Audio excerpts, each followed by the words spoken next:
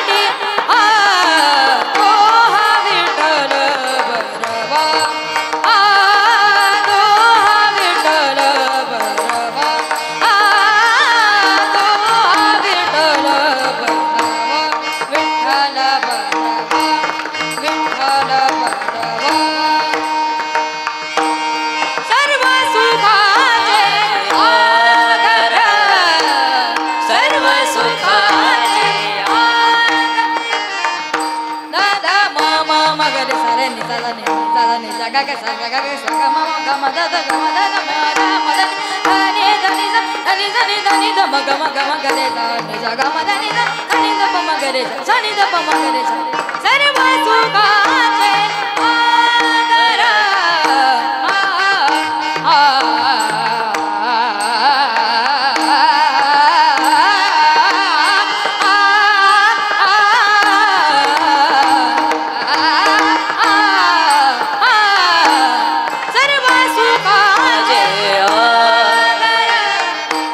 आधार मगरे जाने जागा मदा नि सा सारे नि सा धनी पद म प ग म ग रे सा नि सा ग म सा ग म द ग म द नि म द नि सा ग रे सा नि रे सा नि द सा नि द प नि द प म द प म ग प म ग रे म ग रे सा ग रे सा नि सा ग म द नि सा सा नि द प म ग रे सा सर्व सुखाचे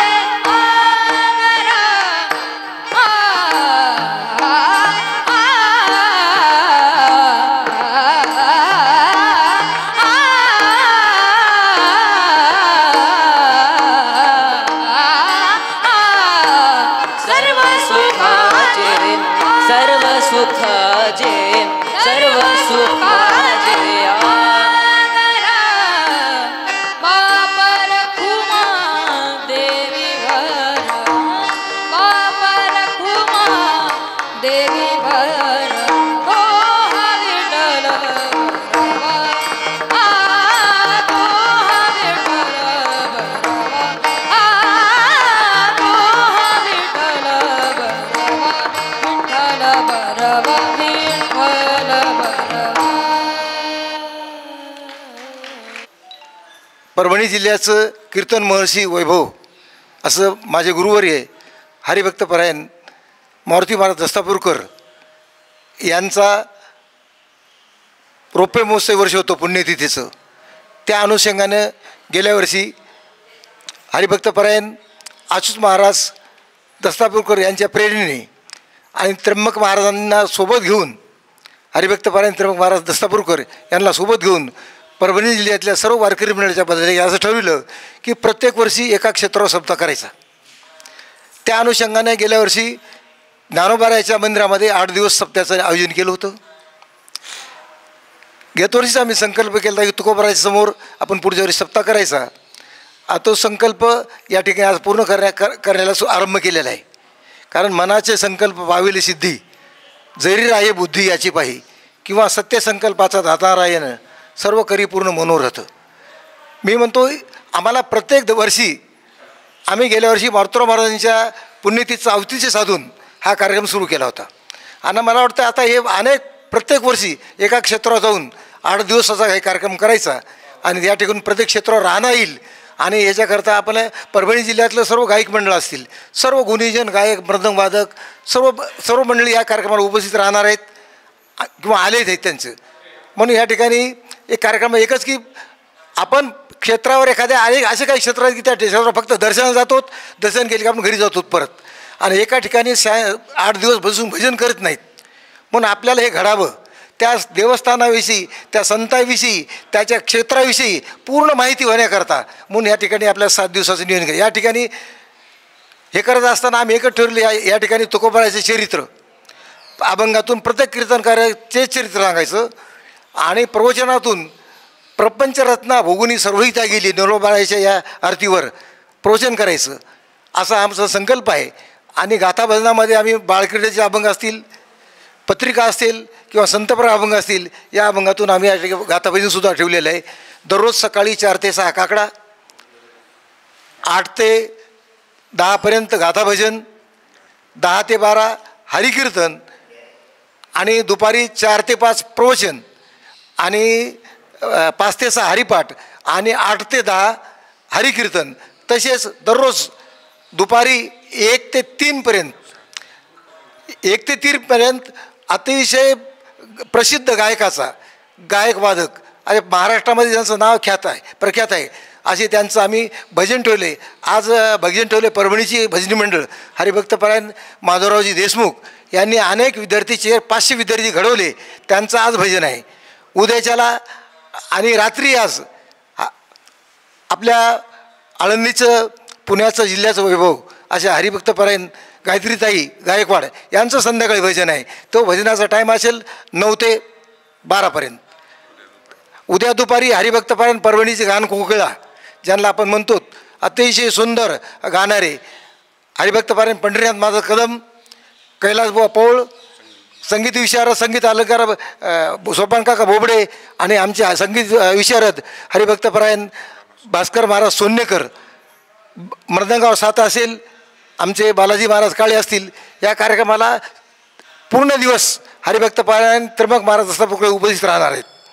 या कार्यक्रमामध्ये परभणी जिल्ह्यातले सर्व मंडळी येणार आहे. आणि परवाला 26 तारखेला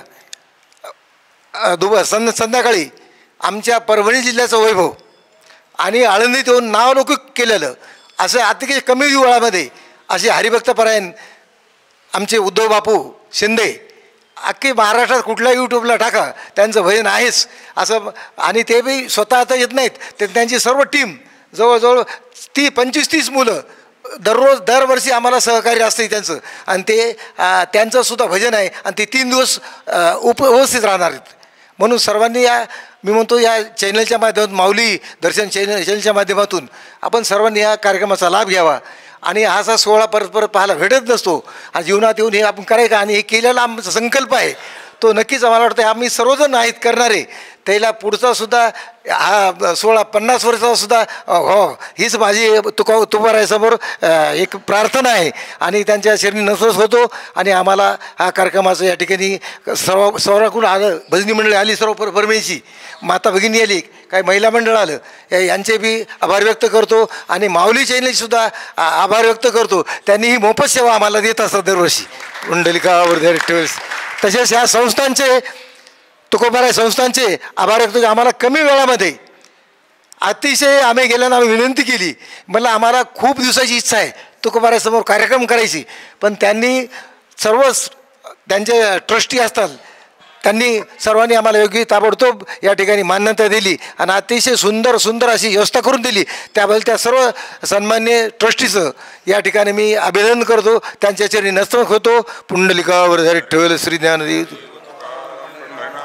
नानाच्या प्रकल्पाला, नानाच्या सत्संगाला गेल्या वर्षीपासून प्रारंभ झालेला आहे. नानांनी सांगितलंच, कैवल्य चक्रवर्ती ज्ञानोबारायाच्या सहवासानं, यावर्षी जगद्गुरू तुकोबारायाच्या सहवासानं, मोठ्या महाराजाच्या म्हणजेच मारुती महाराजाच्या रौप्य महोत्सवाच्या अनुषंगाने या कार्यक्रमाला आम्ही सुरुवात केली. नानाचा संकल्प आम्ही सर्वजण सहकार्य करणारे मंडळी आहोत आणि ते सहकार्य आम्हाला प्रत्येक तीर्थक्षेत्रावर करण्याचा योग यावा ही आमची इच्छा आहे. या कार्यक्रमामध्ये जे आपल्या परिसरातले गुणीजन मंडळी असतील, महाराज मंडळी असतील, नानाची एकच इच्छा आहे, प्रत्येकाला तीर्थक्षेत्रावर साधू संतांच्या सहवासात सेवा करण्याचा योग यावा.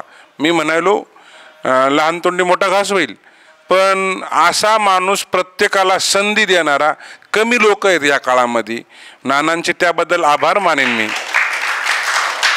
कारण काय, नामांकित लोकाला प्रत्येकाला संधी मिळत असते कारण ते टॉपर आहेत.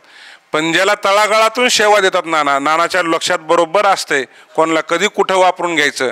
गेल्या वर्षी नानांनी आळंदीत आम्हा सर्वजणांना कीर्तनाची, भजनाची, गाथ्याची सेवा दिली.